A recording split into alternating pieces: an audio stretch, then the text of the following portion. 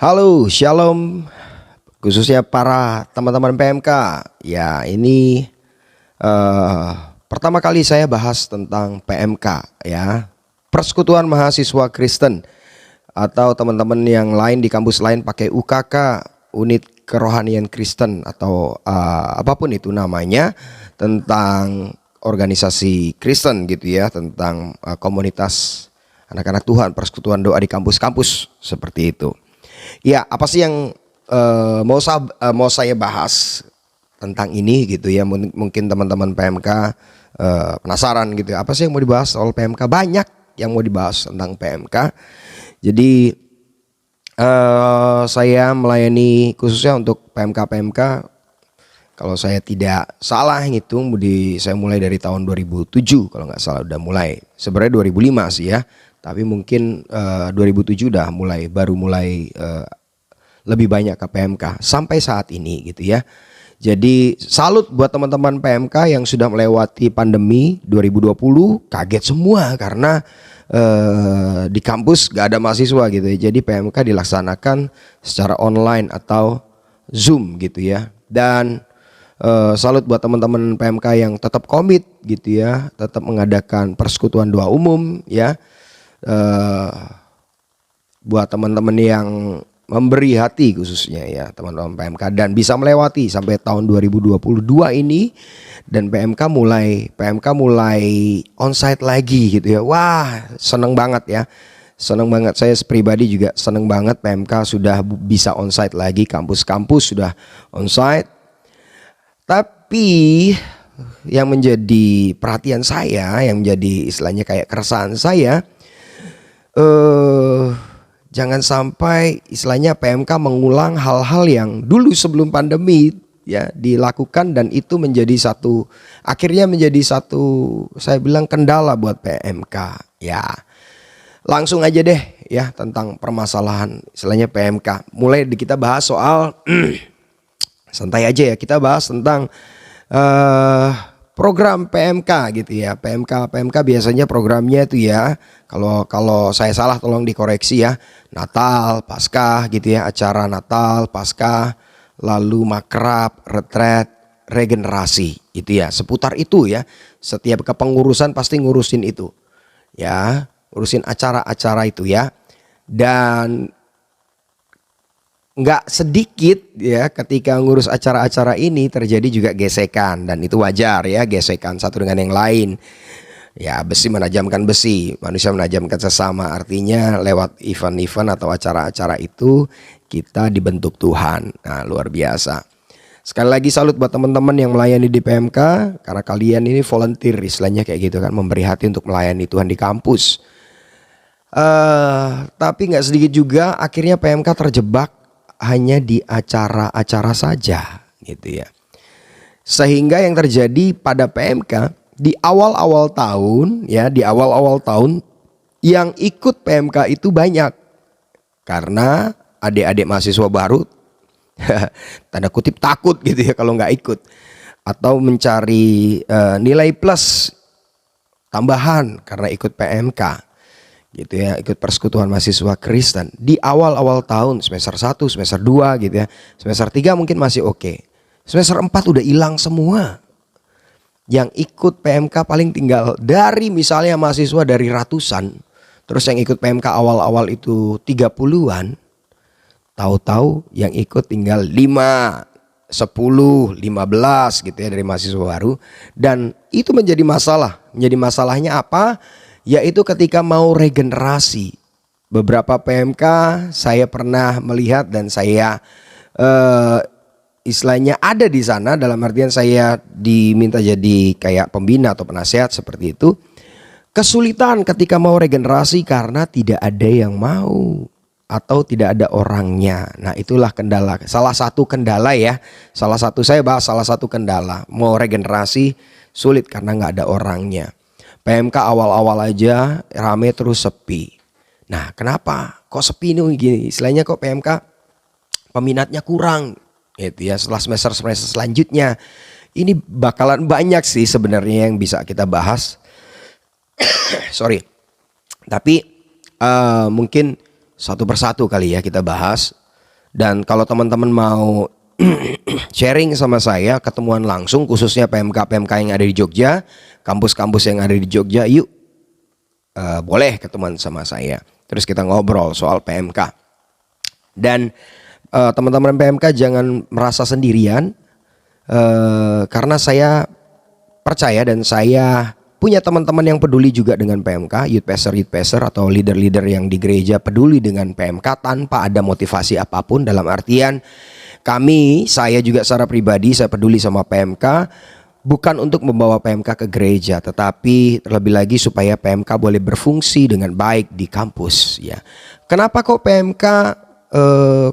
PMK akhirnya terjadi banyak kendala khususnya ketika mau regenerasi, atau kok yang ikut sedikit gitu ya, atau ketika membuat acara dan lain sebagainya ada banyak kendala, salah satunya sih dana. Tapi saya rasa sih teman-teman PMK memang luar biasa sih ya, kalau soal dana, penggalian dananya luar biasa.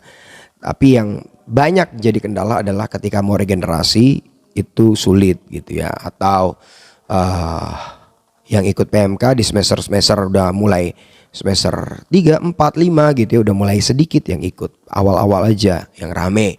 Oke deh, kita bahas sedikit tentang berapa kendala. Kenapa kok PMK sepi di semester-semester selanjutnya, hanya di semester awal? Menurut saya, tapi kalau salah boleh dikoreksi ya, menurut saya PMK jadinya hanya sekedar organisasi aja yang mengurusi acara-acara. Padahal sesungguhnya PMK itu bukan sekedar organisasi, tapi sebenarnya organisme. Artinya ada kehidupan di sana, ada relation yang harus dibangun di sana. Jadi fokusnya sebenarnya bukan cuma pada acara atau event, tapi fokusnya sebenarnya kepada jiwa-jiwa atau anggota PMK itu tersebut.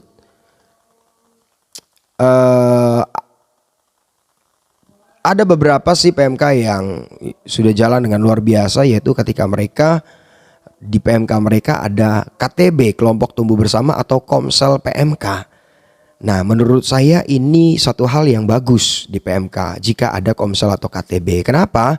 Karena dengan demikian kerohanian dari setiap anggota PMK itu ya, dan pengurusnya benar-benar bahasanya diopeni gitu ya, dirawat, dipelihara, sehingga pertumbuhan imannya kelihatan. Dan saya percaya kalau ada Komsel atau KTB di PMK untuk regenerasi itu gampang. Kenapa? Karena kita sudah kenal pribadi dan pertumbuhan iman mereka, dan setiap anggota PMK merasa diperhatikan. Nah, ini penting, khususnya apalagi kalau mahasiswa-mahasiswa baru, mereka merasa ada keluarga di sini, ada kakak-kakak tingkatnya yang care sama mereka, sehingga mereka nggak ngerasa sendirian ketika mereka sebagai perantau di Yogyakarta. Mereka ada saudara seiman, itu penting banget. Jadi nggak cuma sekedar diajak kalau ketemu tuh cuma ngomong jangan lupa ya PMK gitu ya, ngingetinnya cuma jangan lupa PMK hari Jumat ya, atau hari apapun gitu ya, jangan lupa ikut ya, jangan lupa. Tapi ada satu hal yang terlupakan, yaitu membangun relation dengan mereka, membangun jembatan dengan mereka, dengan khususnya mahasiswa-mahasiswa Kristen ini. Jadi bayangin kalau kita nggak kenal dekat, terus kita ngajak mereka ikut acara PMK, mereka kan pikir dua kali, lebih baik aku keluar sama teman dekatku deh, sahabatku, teman kelas dan lain sebagainya. Karena tidak ada kedekatan, itu aja sih, kadang seperti itu. Bayangkan kalau sudah terbangun kedekatan gitu ya, sudah terbangun kedekatan, relationnya sudah terbangun, nggak perlu diajak, mereka pun, saya percaya mereka pun akan agendakan itu. Dan apalagi ketika mereka juga dilibatkan dalam PMK.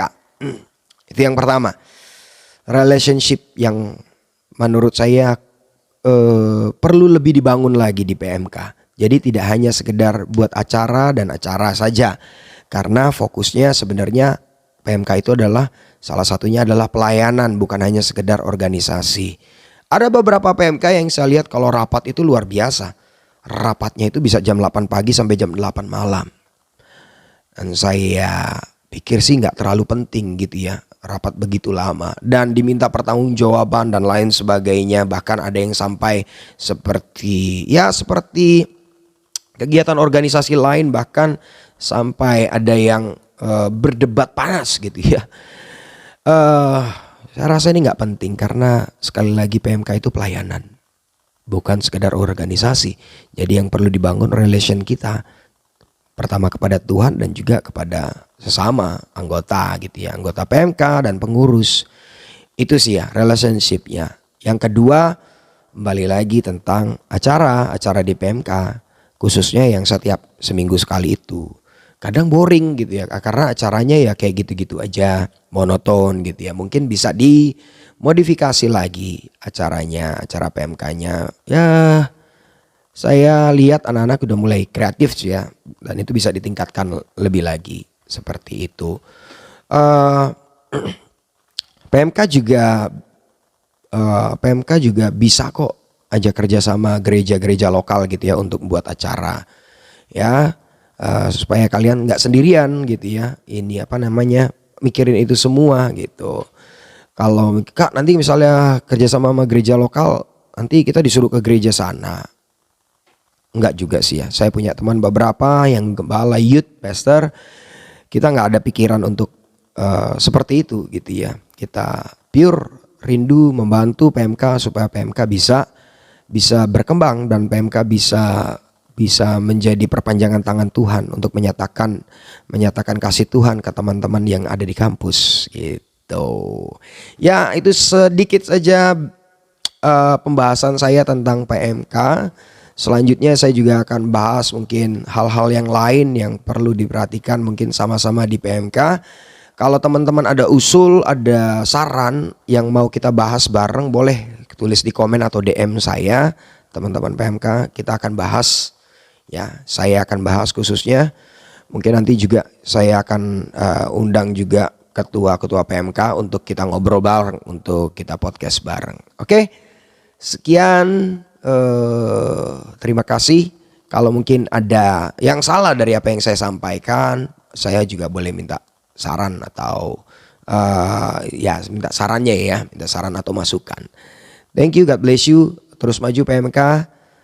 Jangan putus semangat, jangan patah semangat gitu ya. Jangan patah semangat karena apa yang kalian lakukan di kampus di PMK itu sungguh luar biasa. God bless you.